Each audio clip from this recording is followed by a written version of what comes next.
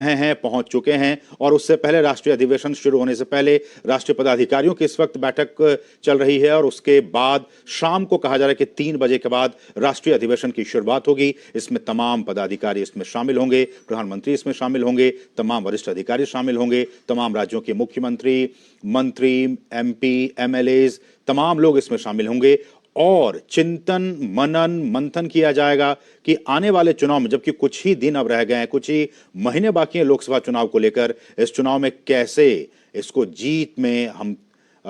के आएंगे। 370 बीजेपी के लिए और 400 से ज्यादा एनडीए के लिए जो लक्ष्य प्रधानमंत्री ने रखा है, जैसा कि हमने कहा और प्रधानमंत्री ने कहा कल हरियाणा के रेवाड़ी में, और उन्होंने जनता से कहा भी, 3 बार उन्होंने दोहराया कि अब की बार एनडीए 400 पार और अब की बार बीजेपी 370 के पार। और आपको याद रखना होगा कि 370 जब प्रधानमंत्री कहते हैं तो उनका मतलब कि जिस तरह से प्रधानमंत्री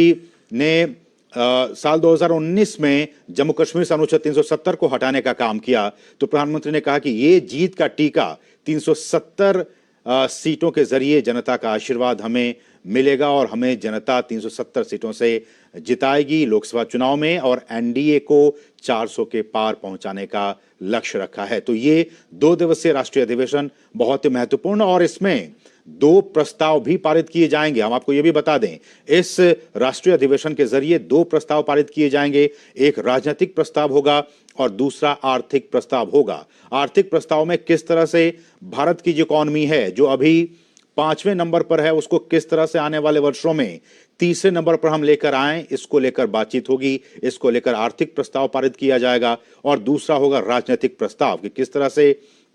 बीते 10 वर्षों में किस तरह से राजनीतिक शुचिता के जरिए और एक अनुशासन के जरिए 10 वर्षों में भारत को तमाम क्षेत्रों में जिस तरह से प्रधानमंत्री के नेतृत्व में आगे बढ़ाया गया है, चाहे वो किसानों की बात हो, महिलाओं की बात हो, गरीबों की बात हो, युवाओं की बात हो, साइंस एंड टेक्नोलॉजी की बात हो, अर्थव्यवस्था की बात हो, तमाम क्षेत्रों में किस तरह से बीते 10 वर्षों में भारत ने एक लंबी छलांग लगाई है, इसको लेकर भी और प्रधानमंत्री के नेतृत्व में उन तमाम योजनाओं का जिक्र किया जाएगा राजनीतिक प्रस्ताव के जरिए कि किस तरह से बीते 10 वर्षों में इन तमाम योजनाओं परियोजनाओं के जरिए भारत लगातार विकसित होने की राह पर अग्रसर है। इसको लेकर बातचीत होगी और इसको लेकर राजनीतिक प्रस्ताव पारित किया जाएगा और साथ ही साथ आर्थिक प्रस्ताव, जिसमें कि हमने कहा कि 5वीं इकोनॉमी से विश्व की 3री सबसे बड़ी इकोनॉमी, 3री सबसे बड़ी विश्व की ताकत बनने के लिए हम कैसे आगे बढ़ेंगे, इसको लेकर आर्थिक प्रस्ताव पारित किया जाएगा। 2 प्रस्ताव पारित किए जाएंगे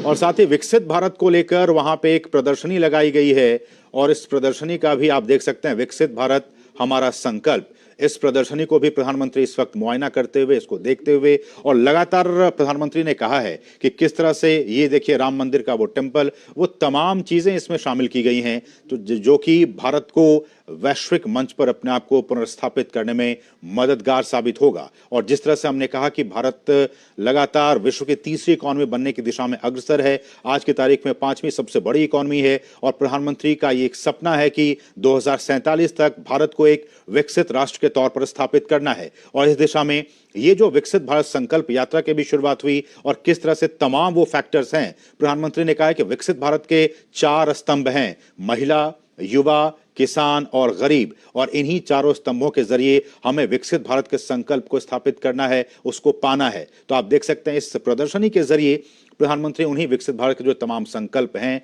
उसको निहारते हुए, उसका मुआयना करते हुए यहाँ पे प्रदर्शनी यहाँ पे लगाई गई है भारत मंडपम में। और किस तरह से बीते 10 वर्षों में भारत के लिए, यहाँ के समाज के लिए, यहाँ के जनता के लिए केंद्र सरकार की तरफ से क्या कुछ योजनाएं चलाई गई हैं, किस तरह से उनका फायदा आम लोगों तक हुआ है, इसकी प्रदर्शनी वहां पे लगाई गई है। आप इन तस्वीरों में देख सकते हैं प्रधानमंत्री इस प्रदर्शनी का मुआयना करते हुए। राम मंदिर, हम जानते हैं कि बीते कई वर्षों से 500 वर्षों का इंतजार और उसके बाद से 22 जनवरी का वो एक ऐतिहासिक दिन, जबकि राम मंदिर की रामलला की प्राण प्रतिष्ठा की गई, राम मंदिर का उद्घाटन किया गया। 500 वर्षों का इंतजार के बाद ये शुभ घड़ी आई थी, उसको भी लेकर भी प्रधानमंत्री ने कई बार कहा है कि ये हम सभी के लिए, देशवासियों के लिए गौरव का पल कि 22 जनवरी का दिन हमारे रामलला के प्राण प्रतिष्ठा का दिन, और इस लिहाज से भारत किस तरह से और आगे बढ़े, भगवान राम के आदर्शों के अनुरूप चले, भगवान राम के आशीर्वाद से देश आगे बढ़े और देश के युवा, यहाँ के गरीब, यहाँ की महिलाएं, हर कोई सशक्त हो सके। प्रभु राम की कृपा हम सब पर बनी रहे। तो ये भी कहीं ना कहीं उस राजनीतिक जो मुद्दा है ये था, और उसको भी जो भी दावे किए गए थे 2019 के चुनाव में, 2014 के चुनाव में, जो भी इनका मुद्दा था, उन सभी मुद्दों को किस तरह से एक-एक करके उसमें सिद्धि की प्राप्ति की गई, सिद्धि हासिल की गई, इसको लेकर भी आज के अधिवेशन में इस पर चर्चा होगी। हमारे साथ हमारे सहयोगी शैलेंद्र लगा